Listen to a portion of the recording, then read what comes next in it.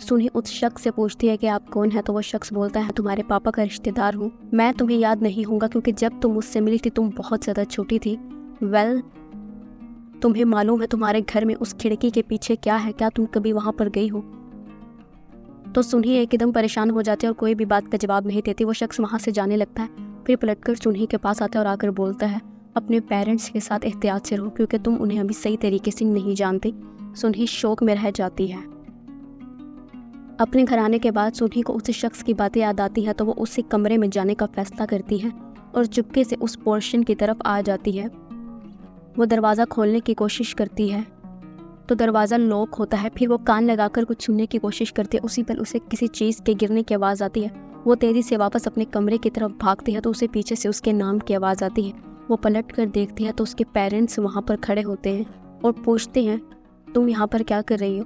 तो सुनी कहती है नहीं, मैं बस ऐसे ही बाहर आई थी, मैं वापस अपने रूम में जाने लगी हूँ, गुड नाइट, और ये कहकर अपने रूम में चली जाती है। पीछे से उसके पेरेंट्स के चेहरे के तासरात अजीब से होते हैं, कुछ पुरइसरार से। अगले दिन सुनी स्कूल आ चुकी होती है तो हाइवो उसके पास आता है और आकर कहता है क्या तुम ठीक हो? तो सुनी कहती है हाँ मैं ठीक हूँ। तो सुनी कहती है मुझे तुमसे एक फेवर चाहिए, क्या तुम मेरा साथ दोगे? अगले सीन में दिखाया जाता है वो दोनों क्लास इंचार्ज के पास जाकर छुट्टी मांगते हैं तो क्लास इंचार्ज उनको हाफ लीव अलाउ कर देते हैं। हाफ लीव मिलते ही सुनी हाइवो के साथ अपने घर आ जाती है और फिर उसी कमरे की खिड़की को देखने लगती है जिसकी तरफ उस शख्स ने इशारा किया था। वो हाइवो को अपने घर के बाहर पहरादारी पर खड़ा करती है और तेज़ी के साथ घर में एंटर हो जाती है और अपनी मोम को फ़ोन करती है तो उसकी मोम कहती है वो घर के बाहर ग्रोसरी शॉपिंग कर रही है, उनको घर आने में आधा घंटा लग जाएगा। सोनी आधे घंटे को नोट कर लेती है और फ़ोन बंद कर देती है और अपने पापा की लाइब्रेरी को तेज़ी के साथ चेक करने लगती है और उसके बाद अपने मोम के रूम की भी चेकिंग करती है जैसे वो कुछ ढूंढ रही हो। और फाइनली उस एक बॉक्स में से एक चाबी मिल जाती है जिसे वो ढूंढ रही होती है।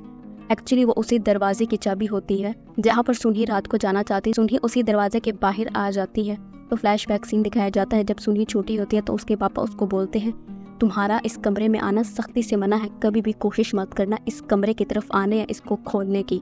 और अपने डैड के बचपन में मना करने के बावजूद भी वो तेज़ी से उस कमरे के दरवाजे को खोलने की कोशिश करती है लेकिन उससे दरवाज़ा नहीं खुल पाता। बाहर हाइनवू गेट पे खड़ा होता है कि कहीं उसकी मोम घर तो नहीं आने वाली होती। उसी पल सुनी उसके पास आकर आकर कहती है अंदर चलो, मुझे तुम्हारी एक और मदद की ज़रूरत है।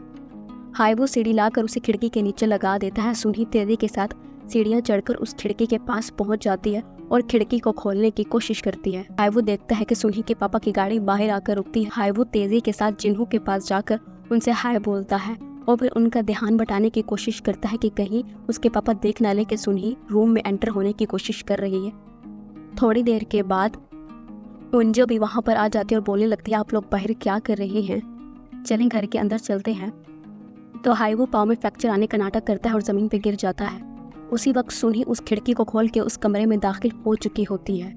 सुनी शौक के मारे उस कमरे को देख रही होती है क्योंकि कमरे की डेकोरेशन से लगता है वो किसी बच्चे का कमरा है। उसी पर उसकी नज़र एक फ़ोटो फ्रेम पे पड़ती है। वो फ़ोटो फ्रेम को उठाती है और हैरानी के साथ देखने लगती है। युंजो पूछती है हाइवो क्या हम तुम्हें हॉस्पिटल ले चले? तो हाइवो बोलते हैं नहीं नहीं मैं बिल्कुल ठीक हूँ, मुझे अब घर जाना चाहिए।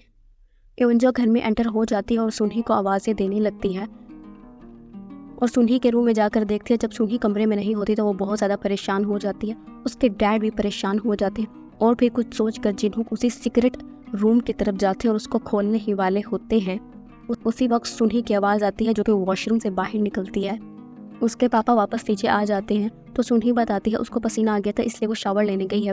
वेल वो अब रेस्ट करने के लिए रूम में जा रही है और फिर वो अपने रूम में चली जाती है। उसके मोम और डैड के तासुरात उसके जाते ही बदल जाते हैं। सुनी अपने रूम में जाकर तेज़ी से बेड पे लेट जाती है और अपना बाथरूम खोलती है तो बाथरूम के अंदर वही फ़ोटो फ्रेम छुपा हुआ होता है। सुनी फिर से हैरानी के साथ उस फोटो फ्रेम को देखने लगती है। रात के वक्त सुनी अपनी मोम के पास आती है और आकर बोलती है मोम आपको हेल्प चाहिए, तो उसकी मोम मना कर देती है। तो सुनी अपनी मोम से फिर से पूछती है मोम वो शख्स कौन था जो कल रात यहाँ पर आया हुआ था? तो अंजो एकदम घबरा जाती है और बोलने लगती है वो तुम्हारे पापा के दूर के रिलेटिव्स थे, तुम उस बारे में ज़्यादा परेशान मत हो। तो सुनी बोलती है आपके रिश्तेदार आपसे इसलिए नहीं मिलते क्योंकि आपने मुझे अडॉप्ट किया था। अगर ऐसा है वाकई ही में तो आपको मुझे अडॉप्ट नहीं करना चाहिए था, आपको किसी और को या किसी बॉय को अडॉप्ट करना चाहिए था। युंजो एकदम सुनही को डांट देती है और बोलने लगती है, तुम क्या बोल रही हो, तुम हमारी बेटी हो, तुम्हें अडॉप्ट करके हमेशा हमने प्राइड फील किया है, तुम ऐसा क्यों कह रही हो। सुनही अपनी मॉम को सॉरी बोलती है और तेजी के साथ वहाँ से चली जाती है। पीछे युंजो काफ़ी ज़्यादा इमोशनल हो जाती है। रात के वक्त युंजो अपने हस्बैंड जिनहोक को बताती है कि आज सुनही ने उनसे अजीब से सवाल पूछे हैं। उन सवाल से मालूम होता है कि जैसे सुनही को हमारे बारे में कुछ मालूम है। तो जिनहोक बोलते हैं, तुम ऐसे प्रिटेंड करो जैसे अभी तुम कुछ जानते ही नहीं, क्योंकि यही बेहतर है हमारे प्लान को आगे बढ़ाने के लिए। उन दोनों को देख कर लगता है कुछ तो ऐसा सीक्रेट है जो कि छुपा हुआ है और सुनही को नहीं मालूम। और इस वक्त युंजो और जिनहोक किसी प्लान पे काम कर रही हैं। अगले दिन स्कूल की छुट्टी हो जाने के बाद सुनही कहीं जाने के लिए निकलती है तो हाईवो भी उसको फॉलो करने लगता है और सारे रास्ते उसके पीछे पीछे आता रहता है और पूछता रहता है, तुम कहाँ जा रही हो, मुझे क्यों नहीं बता रही। तो सुनही बोलती है, मैं तुम्हें नहीं बताऊंगी, बेहतर है तुम वापस अपने रास्ते चले जाओ, मैं अकेली ही जाऊंगी। लेकिन हाईवो उसकी बात नहीं सुनता और उसको फॉलो करने लगता है। काफ़ी ज़्यादा वॉक करने के बाद वो लोग एक घर के बाहर आकर खड़े हो जाते हैं और देखने लगते हैं क्या कोई चौकीदार है भी कि नहीं। उसी वक्त एक शख्स वहाँ पर आता है और बोलता है, आप दोनों कौन। अगले सीन में दिखाया जाता है वही शख्स उन दोनों को उस घर के अंदर ले जाता है और ड्राइंग रूम में बिठा देता है और बोलता है, आप दोनों बैठिए, मैं मैडम को बुला कर लाता हूँ। हाईवो पूछता है, आखिर तुम मुझे बता क्यों नहीं रही, ये घर किसका है। तो सुनही बोलती है, ये मेरी दादी अम्मा का घर है। उसी वक्त दरवाज़ा खुलता है और व्हील चेयर पे एक बूढ़ी औरत वहाँ पे आती है। वो दोनों खड़े होकर उनको हाय बोलते हैं और फिर बैठ जाते हैं। तो वो औरत पूछती है, सुनही तुम यहाँ पर क्या लेने के लिए आई हो और क्या तुम्हारे पेरेंट्स को पता है कि तुम यहाँ पे हो। तो सुनही कहती है, नहीं मालूम। तो वो औरत कहती है, अभी उठो और इसी वक्त यहाँ से चली जाओ और दोबारा कभी भी मत आना, मैं तुम्हें अपनी पोती मानती ही नहीं। तो सुनही उसी वक्त अपनी बैग से वही फ़ोटो फ्रेम निकालती है और अपनी दादी को दिखाती हुए बोलती है, क्या आप बता सकती हैं इस फ़ोटो फ्रेम में ये लड़का कौन है। असल उस फोटो फ्रेम में सुनही के पेरेंट्स के साथ उसकी दादी अम्मा और एक लड़का भी होता है जो नहीं मालूम कौन है। उस फोटो फ्रेम को देखकर दादी एकदम कांपने लग जाती है और फिर गुस्से के मारे कहती है, चली जाओ, तुम हो कौन मुझसे ये पूछने वाली कि ये लड़का कौन है, अभी और इसी वक्त मेरे घर से निकलो। और गुस्से में गुलदान को धात दे मारती है। सुनही ज़मीन पे गिर जाती है तो उसकी दादी फिर से चीखने लगती है और कहने लगती है, चली जाओ यहाँ से। हाईवो तेजी के साथ सुनही को उठाता है और वहाँ से ले जाता है और पीछे उसकी दादी बुरी तरीके से रोने लगती है। बाहर आने के बाद हाईवो सुनही के पाँव की ड्रेसिंग करता है और फिर उसके साथ बैठ जाता है।